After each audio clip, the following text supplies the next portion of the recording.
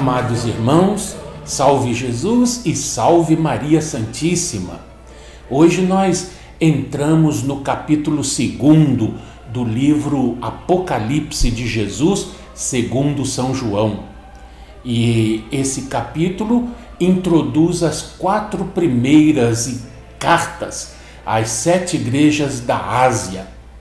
Lembrando que cada carta contém uma breve caracterização do Cristo, em geral tirada da visão do capítulo 1, um louvor às qualidades da igreja a que se dirige, exceto Laodiceia. Laodiceia não recebe louvor, não é homenageada por nenhuma boa obra que pratique, uma censura pelas suas faltas também, exceto Esmirna e Filadélfia, uma promessa dirigida especialmente ao vencedor e a fórmula: quem tem ouvidos, ouça o que o Espírito diz às igrejas.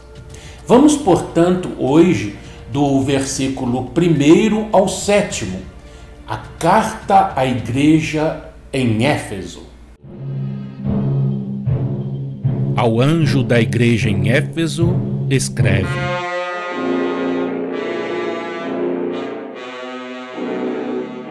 Estas coisas diz aquele que conserva na mão direita as 7 estrelas e que anda no meio dos 7 candeeiros de ouro.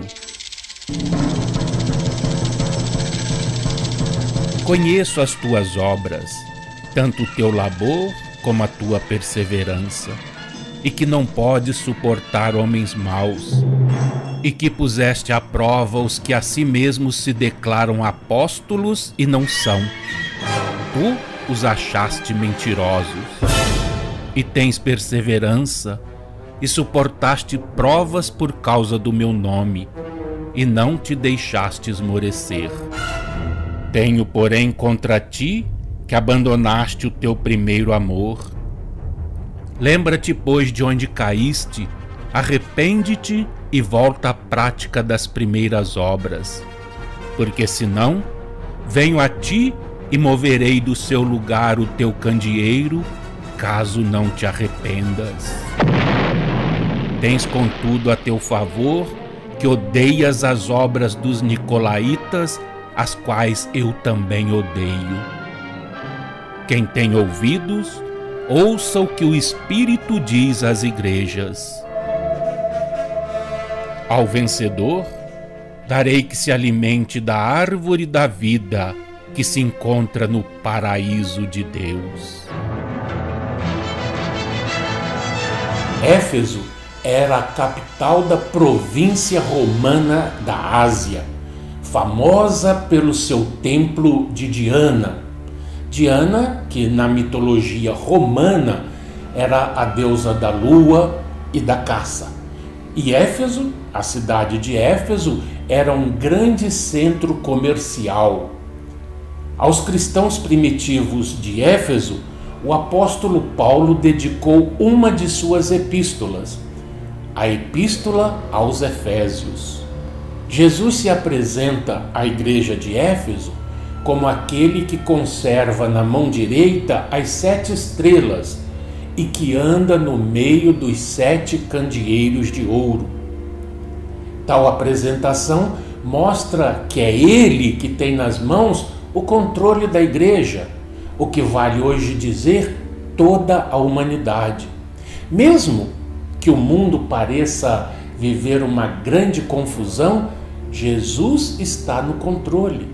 Jesus é quem dirige os destinos do mundo, não são os homens.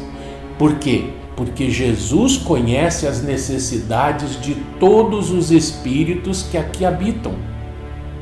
E depois dessa saudação à igreja e dessa apresentação, a carta traz um elogio, como já dissemos, uma crítica, uma exortação ou uma advertência e também uma promessa.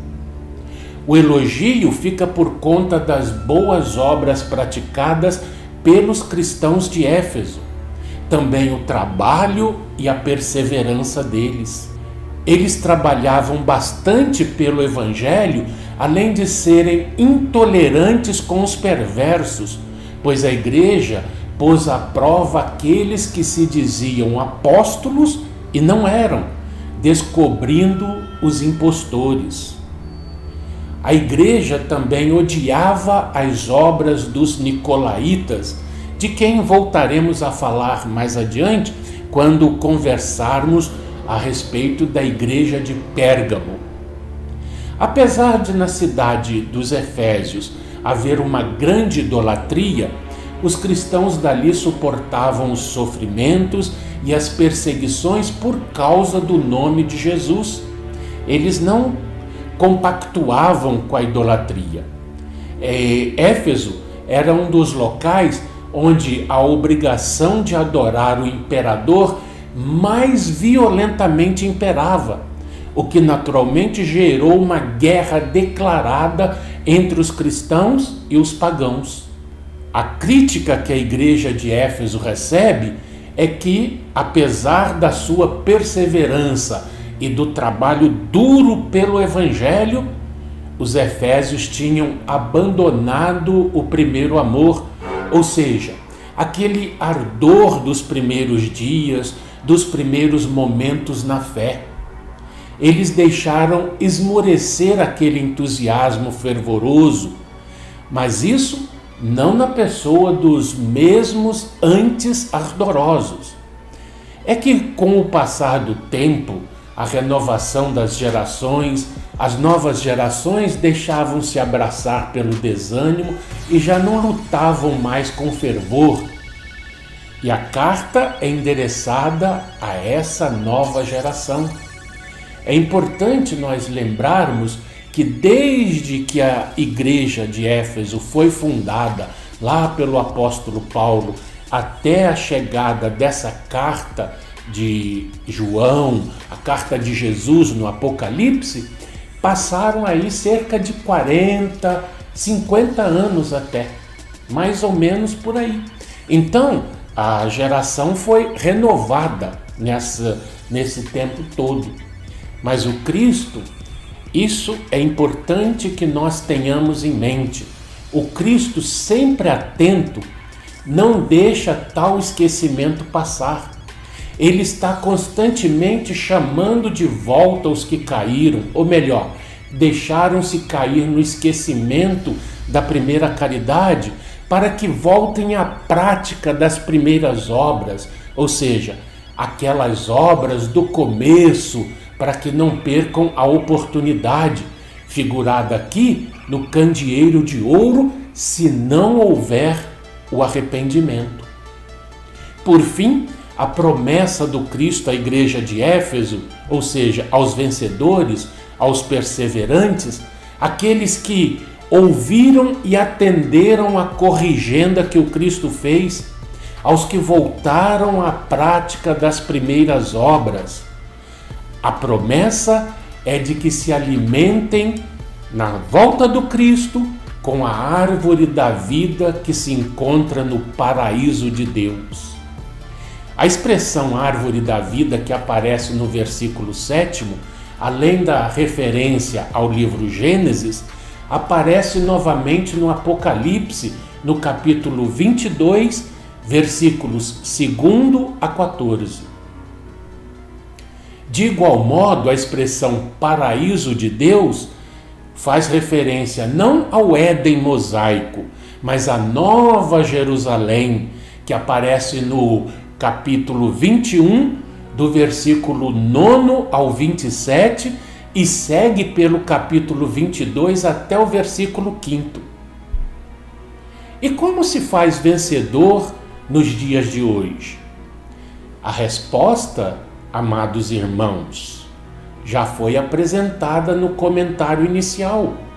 Vencedor é aquele que vence não seus adversários, nem seus hipotéticos inimigos. Vencedor é aquele que vence as suas mazelas, vence a sua própria índole má, tornando-se um espírito equilibrado, que busca constantemente a sua elevação espiritual, deixando para trás toda a prática de maldade, alijando de si mesmo todas as raivas, todos os rancores, enfim, todos os sentimentos ruins e construindo para si mesmo um mundo de sentimentos bons, tais como o da caridade.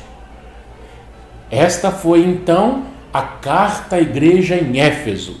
No programa de amanhã, nós daremos continuidade ao estudo do Apocalipse de Jesus, segundo São João, com a carta, a leitura, da carta à igreja em Esmirna.